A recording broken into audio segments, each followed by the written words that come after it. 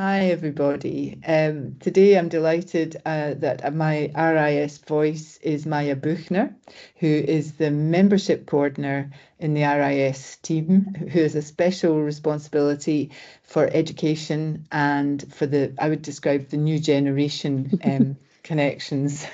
Yeah. Hi, Maya. Hiya, thanks for having me. That's a pleasure. Perhaps if you wouldn't mind just telling us a bit about your job. Yeah, of course. So as you mentioned, I'm the membership coordinator. So I work alongside Caroline, who's our head of membership. We're a two-person membership team. So the main part of my role is kind of managing individual memberships as opposed to the chartered practice and practice services side of things, which is our practice team. So yeah, my role within that is signing up new members, updating memberships and their contact details, and just generally responding to membership queries.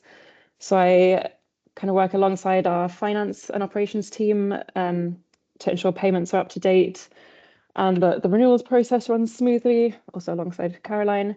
Then I also occasionally catch up with the RIBA because we obviously have our joint RIAS and RIBA memberships. So yeah, we need to kind of work with them to ensure all the details are up to date. And then also alongside, or as part of all the membership admin tasks, I also help with things like the AGM, the presidential elections. I liaise with the chapters and organise the annual honorary fellowship awards, which will be announced soon as well. Then, as you've mentioned as well, the whole other side of my job is more the educational side. So that kind of starts with my coordination role, I suppose, on the education committee, which has allowed me to build connections with all the Scottish schools of architecture and get to know a lot of the students through the sort of societies there and just students that are involved with RIAS, as well as all the lecturers and tutors as well. So yeah, we have regular education committee meetings, but then alongside or on top of that, Joe and we also run our student awards alongside ANDS.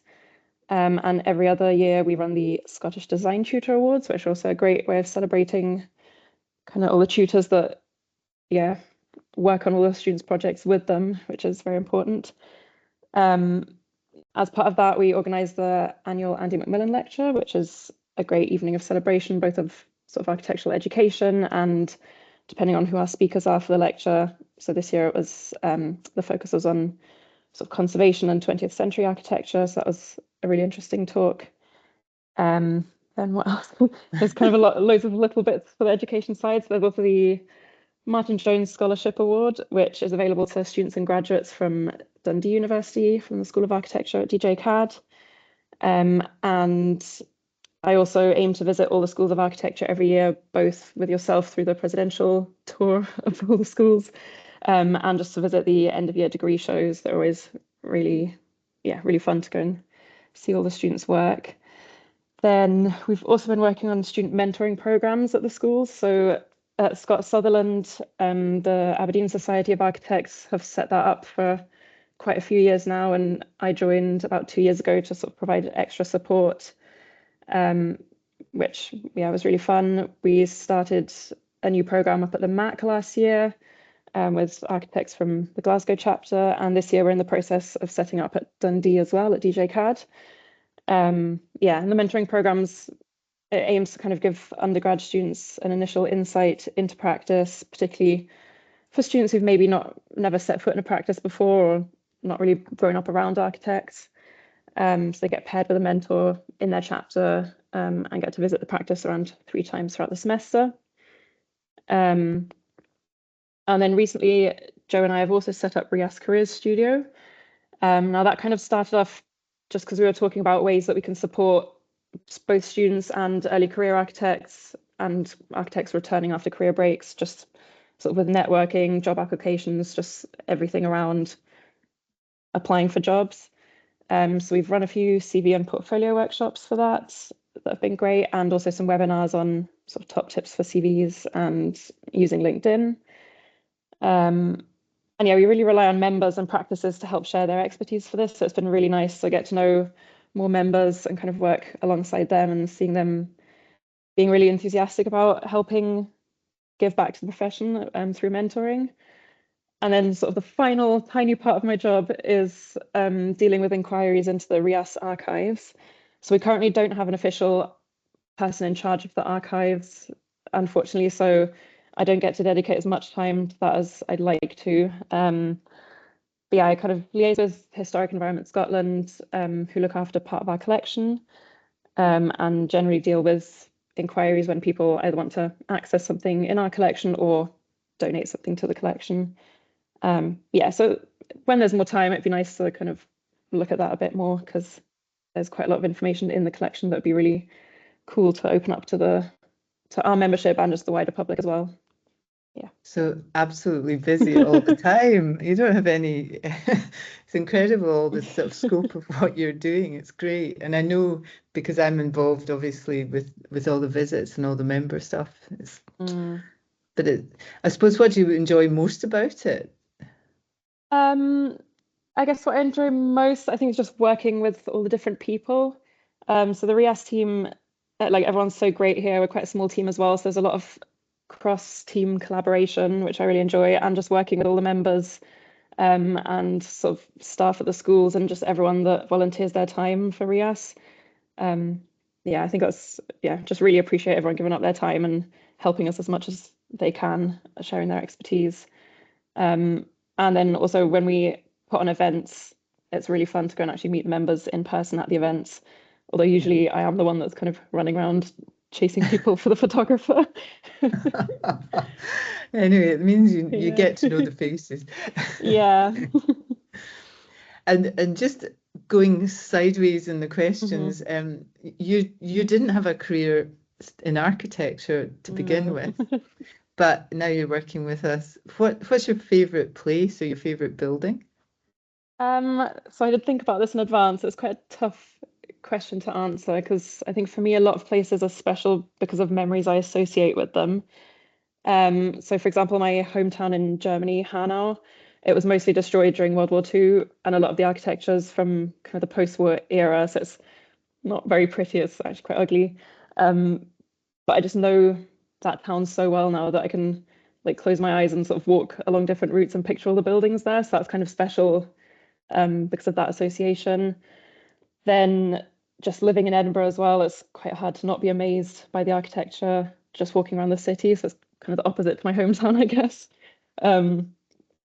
And then just in terms of more specific buildings, because I did do a bit of architectural history, because my background's more in history and art history. And one of the areas that I really liked studying or learning about was the Bauhaus. And sort of between school and university, I visited Dessau in Germany with my grandma, and that was just really cool to kind of see the Bauhaus school and the Meisterhäuser in person, after having studied them at school. Yeah. And has that influenced you? And the next question is, if you were having an architect design your house, who might you choose? Yeah, that's another tricky one. I can never decide if I prefer minimalism or maximalism. But I think, yeah, if I had to really think about it, probably not one specific architect that I'd have in mind, but generally, yeah, I'd probably want to not build a house from scratch, but kind of look into architects that work more with retrofit. And yeah, I really like that combination of old and new. So choosing, yeah, a local architect, a shout out to the RIAS Directory of Practices here. Someone who has diplomatic. Yeah, exactly. So someone who's got good working relationships within kind of the industry and knows how to, I guess, tastefully modernize an old building. That'd be important. Good answer. Yes, definitely. So, more serious, what do you think the biggest challenge is at the moment for the profession? Yeah, so I guess sadly there's several challenges at the moment. I think the ones that I kind of see the most are sort of procurement, the low fees, and kind of cost of living, and how that affects architects in general. Because obviously, having to pay their ARB fees and their membership fees, that can be quite a lot for people. So yeah, we try and help out with the reduced subscription where possible. And then just generally the uncertainty around the route to professional qualification at the moment. So obviously, because I talk to the schools a lot, I see that they're currently facing a lot of pressure, both financially and just through the ARB changes. So yeah, I think ultimately that's just why organisations like the RIAS are quite important, because we can advocate for the profession as well as just helping members directly and individually. Yeah, I suppose that's the key one in terms of our role in that context. Yeah. And I think we've now, got very strong links now with the schools. So the more that we can help in that really and difficult also time. through appease as well. I kind of work on helping the appease candidates get access to RIAS practice services. So that's like little ways that we can help out for their revision. Just make that process of being qualified a bit more easy. Yeah. So that's really us. We've gone through all the questions, Lovely. and it's been really good to hear just how much you're doing and the scope of it, because it is vital. We are a membership organisation, and it's getting that close contact as much as possible, which you're obviously involved in, which is great. Yeah. Well, Anyway, thank you very much. This was Cheers. lovely.